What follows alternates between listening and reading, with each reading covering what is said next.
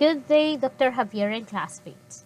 My group is assigned to discuss about legal foundation of education, and I am here, Charmaine Jane D. Arca, to tackle about some legal basis of educational system in the Philippines. Our country is a democratic state, so it is essential that the citizens are literate, socially responsible, useful, and law-abiding. In that, I have here some major legal bases of the Philippine educational system. I pick only three. The first one is the 1935 Constitution, Article 14, Section 5. Second, 1973 Constitution, Article 15, Section 8, 1 to 8. And in number 3, or the third one, is the 1987 Constitution, Article 14, Section 1 to 5. Okay. Before we proceed, may we know all the differences between Constitution and law.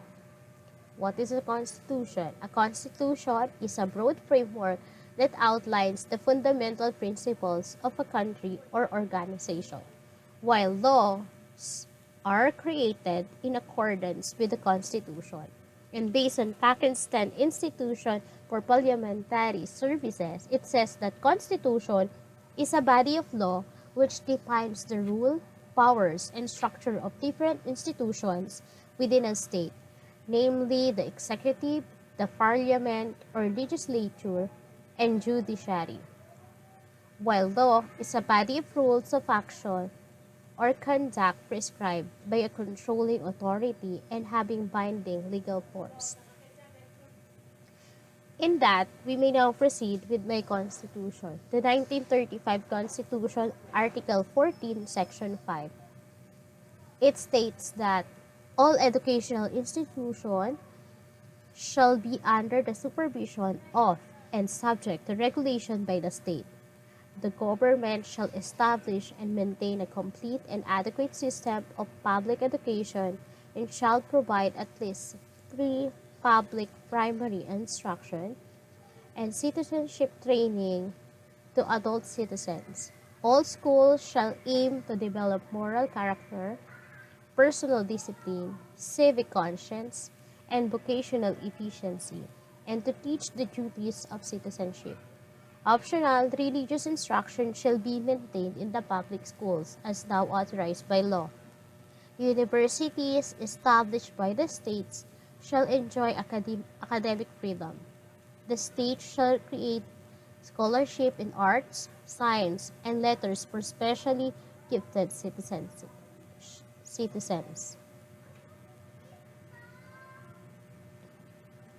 The 1935 Constitution was signed by Manuel Rojas last February 19, 1935. Let's now proceed to 1973 Constitution. Article 15, Section 8. Number 1, all educational institutions shall be under the supervision of and subject to regulation by the states.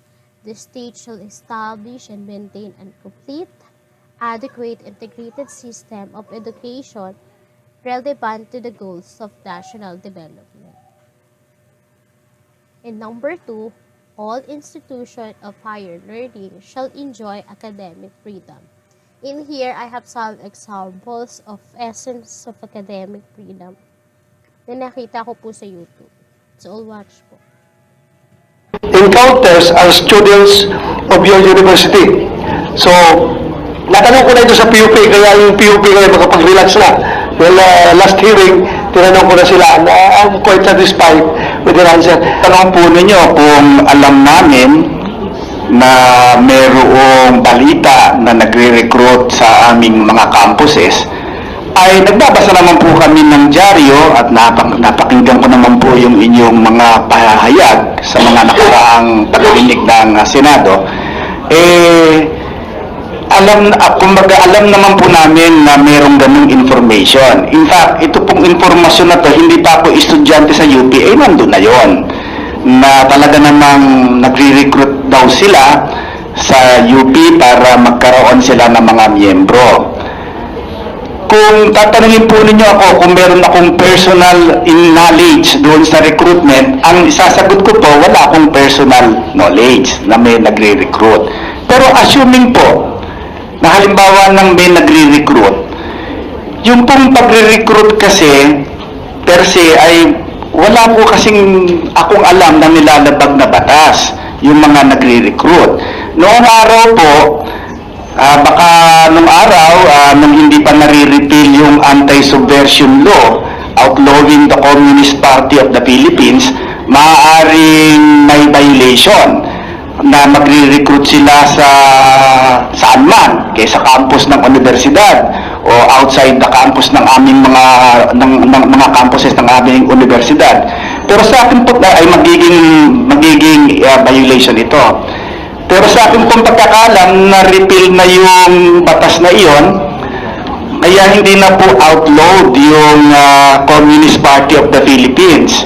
So, paano po kaya naman natin pipigilan na mag-recruit? Alam po ninyo, kami ay academic institution. Hindi po namin maaaring parusahan ang aming mga estudyante o faculty sa kanilang mga paniniwala. We cannot penalize them for what they believe in. In fact, we encourage them to express what they believe in. This is the essence of academic freedom. Academic freedom is the lifeblood of the university. Hindi po natin maaaring ihulma ng tama ang mga pag-iisip ng ating mga estudyante kung sila ay ating pipigilang lumipad pa itaas, kung pipigilan natin sila, Hindi ka ba isip. Sandali, hindi ka ba nakonsensya na yung mga bata ay entrusted to you sa inyo, sa eskwelahan, tapos bigla na lang mawawala, nandoon na sa bundok, nakipagira na sa sundalo at napatay. So siguro naman sana, meron kayo kahit konti mo lang na pagmumonitor nito na hindi magiging kawawa, lalo na yung mga bata na minor de edad. Kasi alam nyo, academic freedom, wala akong problema dyan. Para lahat tayo nagiging estudyante. Academic freedom, wala akong problema. Ang akin lang, hanggang saan yung academic freedom ninyo, hanggang saan na hindi kayo pupunta doon sa pakipaglaban sa ating gobyerno. Dahil, your university is being funded by this government. And you are producing enemy of the state na makipag-away sa gobyerno. So sana naman may konsensya mo lang tayo konti nito. Siguro po, Senador, paghiwalayin po natin yung universidad as an institution at saka yung mga graduates o mga estudyante namin. Alam po ninyo, hindi kami natuturo sa aming mga classroom na lumaban sa gobyerno. Wala po kaming ganun itinuturo. Hindi, wala kami sila hinihikayat na lumaban sa gobyerno. You are the administrator. Pag administration ka dapat, bantayan mo rin na yung mga estudyante mo hindi mapariwara, mapunta sa bundok. Yung responsibilidad mo yan. Being the second parent to these children, bantayan rin ninyo sana. Isipin mo, Pangatlo, for your information po, Senator De La Rosa, karamihan po, nakakaunti na lamang po ang estudyante namin na minor de edad. Dahil po doon sa K-12, halos lahat po ng estudyante na pumapasok sa amin ay nasa edad na. Kaunting-kaunti na lang po siguro yung pumapasok sa amin ng minor de edad.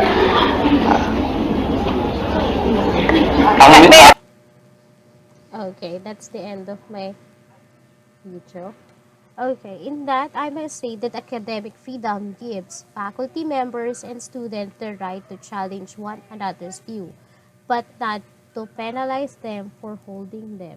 Academic freedom protects a faculty member's authority to assign grades to students so long as the grades are not capricious or unjustified for it.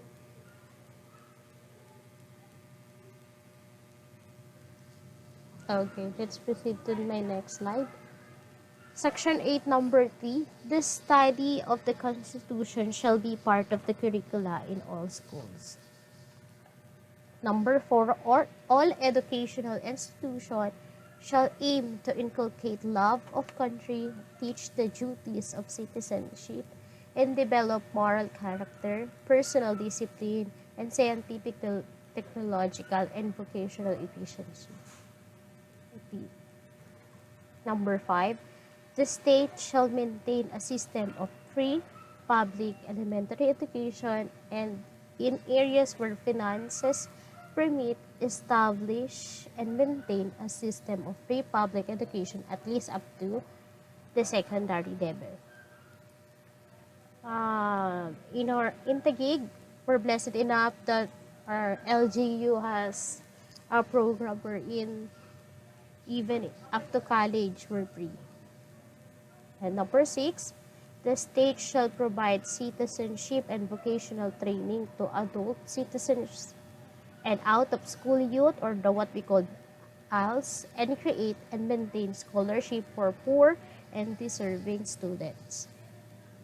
Number 7, educational institutions other than those established by religious orders, mission boards, and charitable organizations shall be owned solely by citizens of the Philippines or corporation or associations, 60% of the capital of which is owned by such citizens.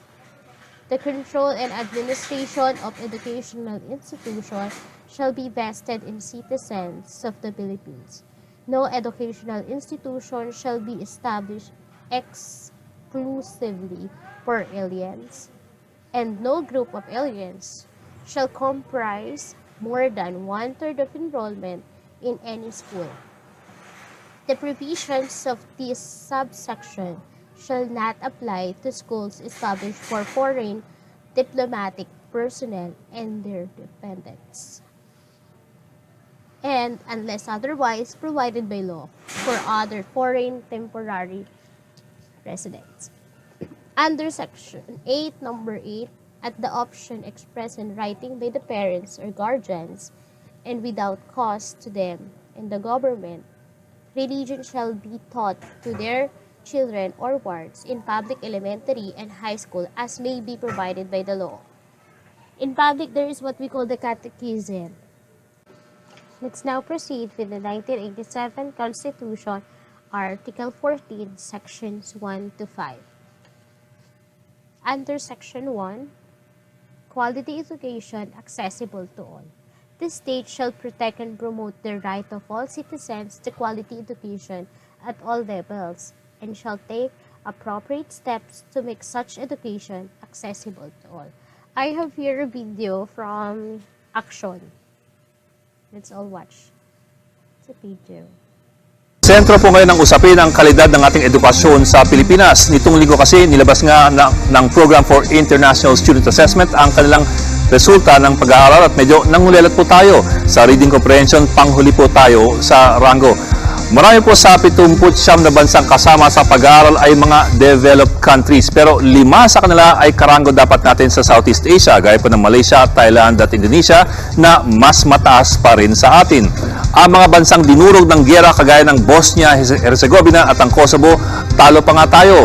Pero sa kabilang dako, maganda naman ang ating mga estatistika sa edukasyon. Tumaas na po ang ating enrollment, tumaas rin ang ating survival rates sa eskwelahan, at bumaba po yung dropout rates. Halimbawa po, ang cohort survival rate ng Pilipinas ay gumaganda. Ito po yung porsyento ng mga estudyante na papasok sa primary o secondary level at makakatapos ng level. Halimbawa, sa 100 pumasok ng grade 1 noong 2016, 93% sa kanila ay nagtapos hanggang grade 6. Nagtapos ng grade 6 noong 2016. Sa taong 2018, tumaas pa yan sa 97%. Suma total, mas marami na ang nakatapos ng primary o secondary level. Kung gayon, nasaan po ang problema? Bakit mas marami nga tayong graduate pero hindi maganda ang kalidad ng kanilang edukasyon? May nilabas po na policy paper ang Philippine Institute for Development Studies or PIDS na tumutugma sa problemang ito. Nilabas po ito noong Pebrero ng 2019. Sa kanilang findings, lumalaki po ang workload ng ating mga guro at lumiliit ang kanilang oras na magturo. At pangalawa, may problema sa sistema ng ating edukasyon na nang-iengganyo ng tinatawag nilang mass promotions. Unahin po natin yung increased na workload. Inaasahan po sa guro na makapagturo siya ng 6 na oras kada araw. Pero sa pagdaan ng panahon, parami ng parami ang pinapatong sa kanilang mga responsibilidad. Mula admin, paperwork, hanggang disaster preparedness, mass immunization, CCT, deworming at siyempre pati na rin po yung eleksyon kada 3 taon. Lahat po ito kumakain sa oras ng isang guro. Ano naman po yung issue ng mass promotion? Sa pag-aaral ng PIDS, ang mga guro mismo ang tumukoy sa problemang ito. Ang sistema kasi ng promotion at performance evaluation ng mga guro ay nakatali pa rin sa dami ng kanilang pinapasang estudyante o dun sa kawalan ng mga bumabagsak na estudyante. Reklamo raw ng mga guro, hindi kasama sa performance evaluation nila ang mga resulta ng, for example, yung mga achievement tests. Pero ang dropout rates ng kanilang mga estudyante makakaapekto sa kanilang performance bonus at mga cash incentives. Ang resulta po nito ay sa PIDS, mas nakakaengganyo sa mga guro na mag-mass promotion na lamang ng mga estudyante kahit hindi pa sila handa. Kahit bagsak sa exam o hindi pumasok ng kalahating taon, baka ipasa pa rin daw. Kaya nga may mga estudyante na umaabot ng grade 7 na hindi pa rin marunong sa reading comprehension. Ano po ang rekomendasyon ng PIDS? Mas masusing bantayan ng mga eskwelahan kung saan mababa ang kalidad ng mga graduate. Sending non-readers to high school should be actively discouraged ayon po sa pag-aaral. At higit sa lahat, kailangan daw ng mas matigas at mas malakas na senyales mula po sa DepEd. Okay. My stand here in quality education, accessible to all. Yung first one na sinabi, kaya yung low yung quality is because of the increase of workload. Hindi nasabi doon yung pagbibigay din o pagkuha namin ng BMI, which is yung isa sa pinaka ayaw ko. Kasi isa lang yung gagamitin na pangkuha ng height, isa lang din ang kukuha nila pang weight. Magbibigay sila ng instruction na kailangan ipasa after 2 days. 14 sections yung naghahati-hati doon. Mag-uunahan kayo. Tapos, minsan naaabutan na ng mag-uuwian na, nagkakagulo yung mga estudyante mo, tapos nagmamadali ka rin na gawin yung pinapagawa sa inyo kasi halos lahat urgent. Next, yung teaching sideline, yung habang nagkaklase ka, magpapatawag ng meeting kasi may urgent na ipapagawa. Tapos, or di kaya nagtuturo ka, may ipapasa sa inyo, urgent na gagawin, may isusulat or may ipapasa din. And the last one, yung mass promotion. Sa mass promotion naman, as a grade 1 teacher, we're blessed enough to have our master teacher before na gumawa ng program na tinatawag na PARP. Yung PARP, acronym siya for Parent Assisted Remedial Reading Program. PARRP. Doon sa PARP po, nagbibigay kami ng seminar sa mga parents kung paano yung tamang pag-pronounce sa sounds ng bawat letters. So, sila muna po yung tinuturuan. After nun, after uwian, magkakaroon ng remedial reading. Pero sa remedial reading, ang parents ang nagtuturo sa mga anak nila kung paano magbasa. So, nandun lang kami to facilitate. So, yun po yung program. Na-less yung trabaho ng teachers, tsaka nagka-responsibility yung mga parents natin. Kasi minsan, nile-neglect nila, inaasa na lahat sa teachers para mabigyan din sila ng responsibilidad na dapat dati pa nilang ginawa. Ganun po. So, mahigpit po kami sa no read, no pass. Doon po sa seminar pa lang nila, napag-usapan na po yun, tapos papapirmahan po yung mga parents. Ganun. Kaya pag alam po nila na hindi na nakakabasa yung anak nila, tapos hindi pa nila tinuturuan sa schools, alam na po nila na babagsak po yun. Ang dinadahilan po kasi namin is kung hindi, kasi kami po yung nagbabasa ng test. Kung hindi namin binasa yung test, hindi makakapasa yung anak mo kasi hindi nga niya kayang basahin. Yun po. Kaya, and mababait naman yung mga parents namin at naiintindihan yung program kasi alam nila na para rin yun sa mga bata. So, yung mass promotion para sa amin grade 1 teachers is hindi siya applicable. Kaya, masaya kami kasi nga nagawa namin with the help of our master teacher before. Next, let's proceed now to Sentro the section 2. Complete, adequate, integrated, and relevant education. In section 2, the state shall establish, maintain, and support a complete, adequate, integrated. Next, number 2, free education in public, elementary, and high school. Nasabi ko na rin po kanina na sa Taguig City, kahit po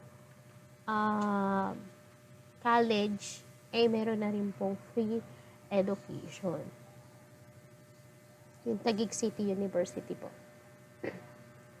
Next, and section 2, number 3, scholarship grants, loan programs, etc. to deserving students.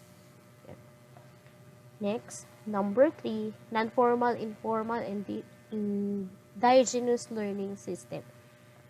The state shall encourage non-formal, informal, and indigenous learning system as well as self-learning, independent, and out-of-school study programs, particularly those that respond to community needs.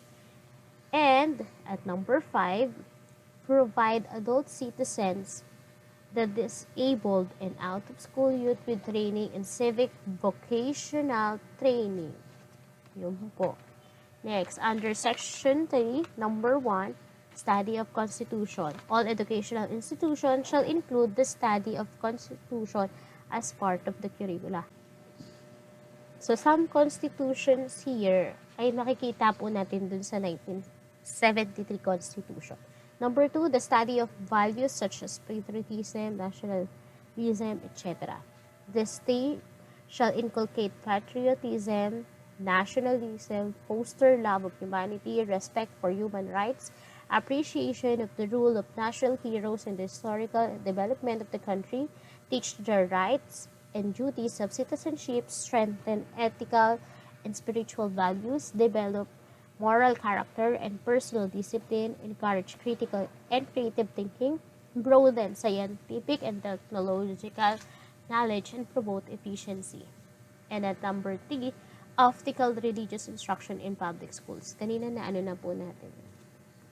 Next, and section 4, the state shall recognize the complementary roles of the public and private institution in the educational system and shall exercise reasonable supervision and regulation of all educational institutions or schools. Next, number 2, ownership of school by Filipinos. Kanina na rin po natin yun.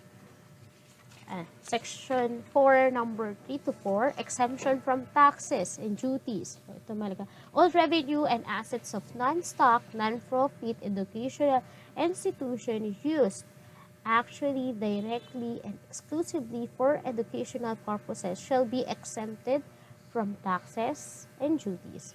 Upon the dissolution or cessation of the corporate existence of such institutions, their assets shall be disposed of in the manner provided by law.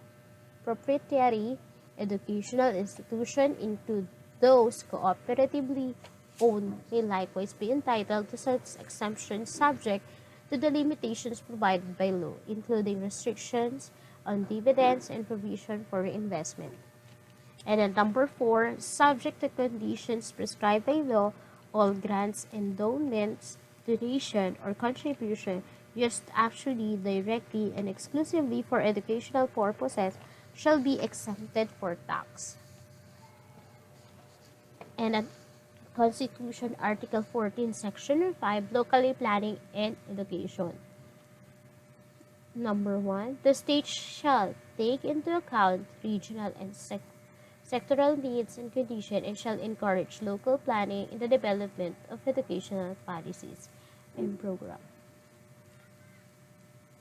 Number 2, 3 and 4, academic freedom. Unaan na po natin itong academic freedom. Dagdag ko na rin po, every citizen has a right to select a profession or course of study subject to fair, reasonable and equitable admission and academic requirements. The state shall enhance the right of teachers to professional advancement, non-teaching academic and non-academic personnel shall enjoy the protection of the state. At the number 5, assigning highest budgetary priority to education. The state shall assign the highest budgetary priority to education and ensure that teaching will attract and retain its rightful share of the best available talents through adequate remuneration and other means of job satisfaction and fulfillment. In that, sabay-sabay po tayong maasar, magalit, mag-isip dito po sa aking video na mapapanood. So, naka-i-bold po natin na assign highest budgetary priority to education. Panoorin na po natin ito. Yes, Madam Speaker. Now, Madam Speaker, ayon sa JC Joint Circular, kinakailangang magbigay ang OVP ng kopya ng kanilang accomplishment report. Diba?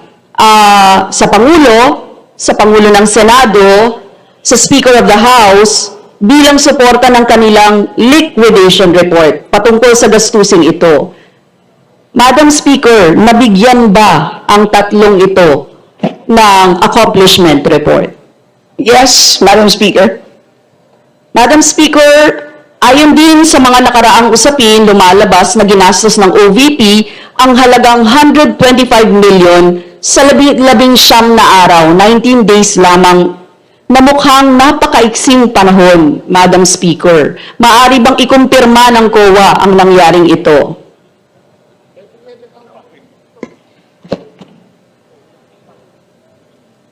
Madam Speaker, mula po sa saob, December 13 to December 31 ang nakalagay. So, 19 days po yan. Madam Speaker, ang totoo po ay nagulat din po ako nung mabasa ko ang mga balita na tila nagastos po sa loob ng 19 days at tinanong ko po ang COA at tinignan ko po ang mga iba't ibang mga reports, pero hindi po ito nagastos sa loob ng 19 days kung hindi 11 days po. Madam Speaker. Now, Madam Speaker, 11 days, ang hirap no, isipin kasi parang kung surveillance yan, ilang reward payment po yan na aabot ng 11 million per day. So, Madam Speaker, medyo 11 days. Confirm ko lang, Madam Speaker, 11 days ang nakalagay. Okay. And I will leave you with that. That would be all. Yes, Thank you.